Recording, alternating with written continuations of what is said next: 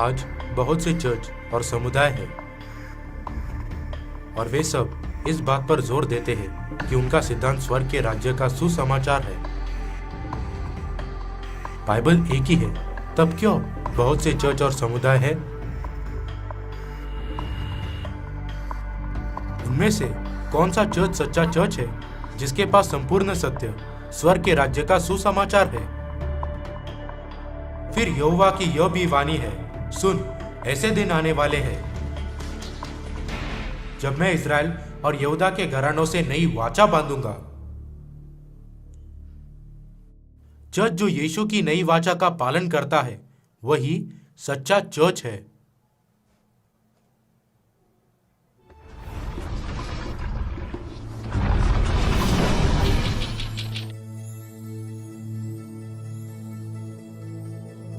Bible की भविष्यवाणी के अनुसार 2000 साल पहले परमेश्वर मनुष्य जाति को बचाने के लिए मनुष्य बनकर इस पृथ्वी पर आए और उन्होंने चर्च ऑफ गॉड की स्थापना की जो नई वाचा मनाता है। तब नई वाचा क्या है जो यीशु ने स्थापित की? फसह की रोटी मेरी देह है जो तुम्हारे लिए दी जाती है, मेरे स्मरण के लिए यही किया करो। फसह का दाखमधु मेरे उस लहू में जो तुम्हारे लिए बहाया जाता है नई वाचा है। क्योंकि यह बात मुझे प्रभु से पहुंची और मैंने तुम्हें भी पहुंचा दी, क्योंकि जब कभी तुम फसह की रोटी खाते और फसह का दाखमधु पीते हो तो प्रभु की मृत्यु को जब तक वह न आए प्रचार करते हो।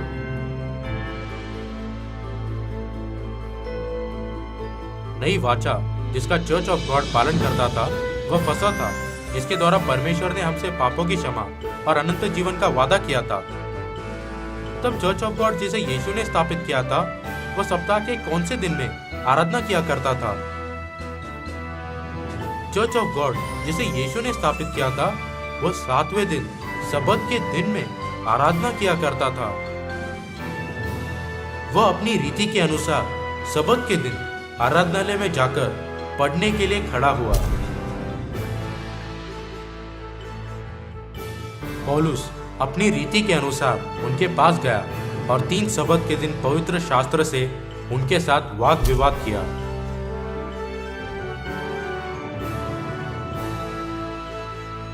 चर्च ऑफ गॉड जिसे यीशु ने स्थापित किया था नई वाचा के नियम के अनुसार बपतिस्मा देता था जिसमें पापों की क्षमा का वादा है।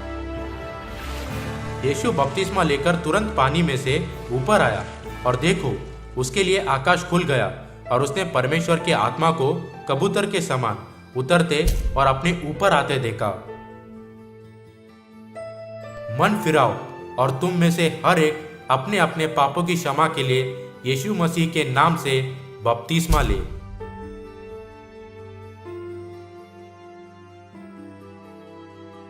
यीशु के द्वारा स्थापित किए गए चर्च ऑफ गॉड में स्त्री सदस्य नई वाचा के नियम के अनुसार आराधना के दौरान अपने सिर ओढ़नी से ढकती थी। तुम मेरी सी चाल चलो जैसा मैं मसीह की सी चाल चलता हूँ। जो पुरुष सिर ढाके हुए प्रार्थना या भविष्यवाणी करता है वह अपने सिर का अपमान करता है, परंतु जो स्त्री उघाड़े सिर प्रार्थना या भविष्यवाणी करती है वह अपने सिर का अपमान करती है।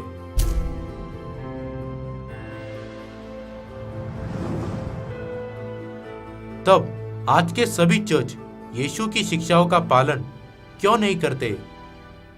जब प्रेरितों ने जिन्होंने सीधे यीशु से शिक्षा पाई थी इस दुनिया को छोड़ा, नई वाचा के सत्य एक एक करके बदलने लगे और अंत में वे पूरी तरह से नष्ट हो गए।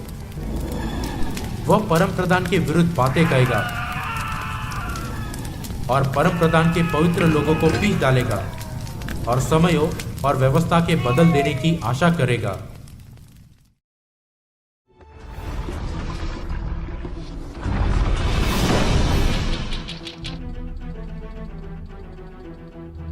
भविष्यवाणी के अनुसार 100 ईस्वी में शैतान चर्च में आ गया और पूर्ण रूप से सक्रिय हो गया। यह इसलिए हुआ क्योंकि रोम के चर्च ने विधर्मी सिद्धांतों को स्वीकार कर लिया था। परिणाम स्वरूप चर्च ऑफ गॉड दो भागों में विभाजित हो गया। पूर्वी चर्च जो नई वाचा मनाता था और पश्चिमी चर्च जो विधर्मी धर्म का पालन करता था। रोम के चर्च ने रविवार की आराधना को स्वीकार किया, जो सूर्य की आराधना करने वाले धर्म का सिद्धांत था, और उन्होंने यीशु के द्वारा स्थापित की गई नई वाचा के फसह को भी मिटाने के कार्य में प्रमुख भूमिका निभाई। रोम का चर्च फसह के पवित्र भोज को पवित्र कैलेंडर के अनुसार पहले महीने के 14वें दिन शाम को नहीं रखता था। उसके बदले वह पवित्र भोज को फसह के बाद आने वाले पहले रविवार को रखता था। धूर्तता से फसह और पुनरुत्थान के दिन को एक साथ जोड़कर उन्होंने पुनरुत्थान के दिन पवित्र भोज रखने की विधि बनाई। इस नई विधि के कारण दूसरे चर्चों के साथ मतभेद खड़े हुए और 155 ईस्वी में पहला फसह का विवाद खड़ा हुआ। बाद में 197 ईस्वी में दूसरा फसह का विवाद खड़ा हुआ। रोम के बिशप विक्टर ने फसह का पवित्र भोज फसह के दिन नहीं पर फसह के बाद आने वाले पहले रविवार को रखने के लिए डोमिनिक का कानून घोषित किया।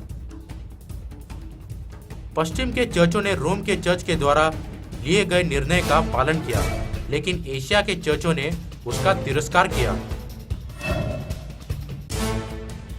हम सच्चे पर्व को मनाते हैं। ये सभी लोग विश्वास के नियम से न भटककर सुसमाचार के अनुसार 14वें दिन में फसह मनाते हैं। मैं उन सभी बातों से जो मुझे डराती है भयभीत नहीं हूँ। एशिया के सारे चर्च और उसके पड़ोसी चर्च विधर्मी है। उन्हें पूरी तरह से बहिष्कृत किया जाता है। सम्राट कॉन्स्टेंटीन के धर्म परिवर्तन और मिलान की राजआज्ञा से शक्ति पाकर रोम के चर्च ने नई वाचा को मिटा दिया और दूसरे चर्चों को भी विधर्मी शिक्षाओं का पालन करने के लिए दबाव डाला।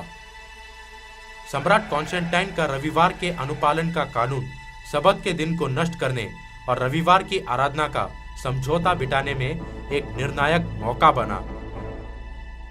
325 ईस्वी में पापों की क्षमा और अनंत जीवन का सत्य नई वाचा का फसह मिटा दिया गया। सम्राट कॉन्स्टेंटीन के समय से क्रूस की स्थापना होने लगी और अधिकृत रूप से उसकी पूजा होने लगी। उन्होंने 25 दिसंबर सूर्य देवता का जन्मदिन यीशु के जन्मदिन के रूप में मनाना शुरू किया। संत जिन्होंने फसह और सबत के दिन के समान नई वाचा के सत्य को मनाना जारी रखा, सब विधर्मी कहलाए गए और सताए गए। संत नई वाचा का पालन करने के लिए पहाड़ों पर और जंगलों में चले गए, लेकिन अंत में नई वाचा पूर्ण रूप से गायब हो गई। चर्च जिसने संसार के साथ समझौता किया, हर प्रकार की मूर्तियों से भर गए। परिणाम स्वरूप यीशु के द्वारा स्थापित किया गया चर्च ऑफ गॉड गायब हो गया और सिर्फ रोमन कैथोलिक चर्च रह गया, जिसने सूर्य देवता की आज्ञाओं का पालन किया। राजनीतिक शक्ति से पीठबल पाकर रोमन कैथोलिक चर्च ने अपनी संपूर्ण शक्ति का प्रयोग किया। विधर्मी शिक्षा को पूर्ण रूप से नष्ट करने के बहाने से रोमन कैथोलिक चर्च ने न्यायिक जांच की शुरुआत की। इसके द्वारा उन्होंने बड़ी ही क्रूरता से उन सबको मार डाला जो उनके विरुद्ध थे और उनकी संपत्ति को जब्त कर लिया।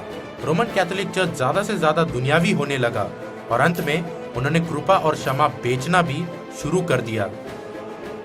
जैसे ही खजाने में पैसा खनकता है, यातना की पीड़ा में पड़ी आत्मा स्वर्ग जाती है। जैसे जैसे परमेश्वर का नियुक्त समय पास आने लगा, रोमन कैथोलिक चर्च की शक्ति जो लगती थी कि हमेशा टिकी रहेगी, धीरे धीरे गिरने लगी। परंतु तब न्यायी बैठेंगे और उसकी प्रभुता छीनकर मिटाई और नष्ट की जाएगी, यहाँ तक कि उसका अंत ही हो जाएगा।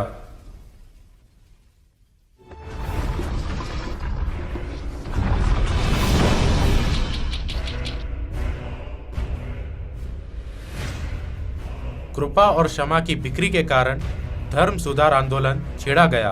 रोमन कैथोलिक चर्च की गलतियों को संकेत करते हुए अनगिनत धार्मिक सुधारक प्रकट हुए। यह धर्म सुधार आंदोलन बहुत ही तेजी से जर्मनी और पूरे यूरोप में फैल गया और प्रोटेस्टेंट चर्चों का जन्म हुआ। धार्मिक सुधारकों ने इस बात की वकालत की कि हम विश्वास के द्वारा उद्धार पा सकते हैं, इस तरह के पाप स्वीकारण या कृपा और क्षमा खरीदने से नहीं। हालांकि धर्म सुधारक भी प्रथम चर्च के उस संपूर्ण सत्य को यानी नई वाचा को पुनर्स्थापित नहीं कर पाए, क्योंकि उद्धार का सत्य नई वाचा जो 1000 सालों से भी ज्यादा समय से गायब हो गया था, सिर्फ दूसरी बार मनुष्य रूप में आने वाले परमेश्वर के द्वारा ही पुनर्स्थापित हो सकता है। वैसे ही मसीह भी बहुतों के पापों को उठा लेने के लिए एक बार बलिदान हुआ, उद्धार के लिए दूसरी बार दिखाई देगा।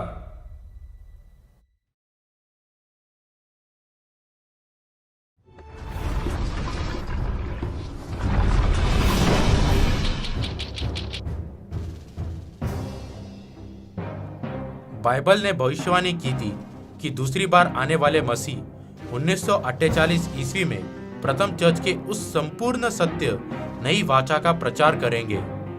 अंजीर के पेड़ से यह दृष्टांत सीखो, जब उसकी डाली कोमल हो जाती और पत्ते निकलने लगते हैं तो तुम जान लेते हो कि ग्रीष्म काल निकट है।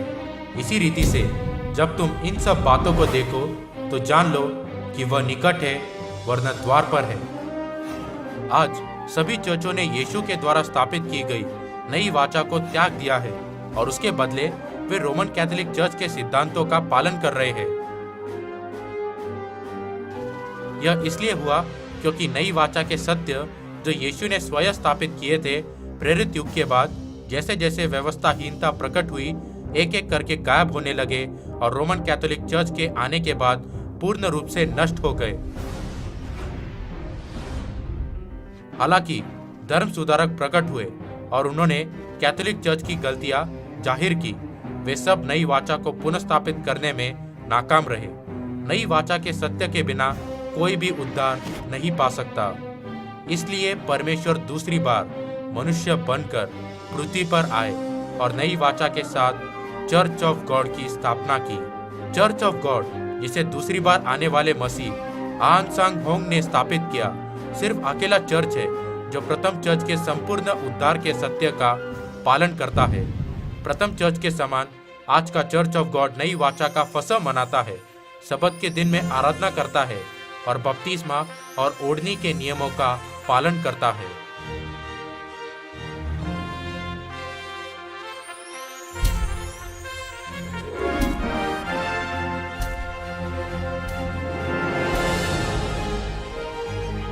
मई 2012 तक चर्च ऑफ गॉड ने 150 देशों में 2200 स्थानीय चर्च स्थापित किए हैं और दुनिया भर में 17,50,000 से ज्यादा सदस्य हैं।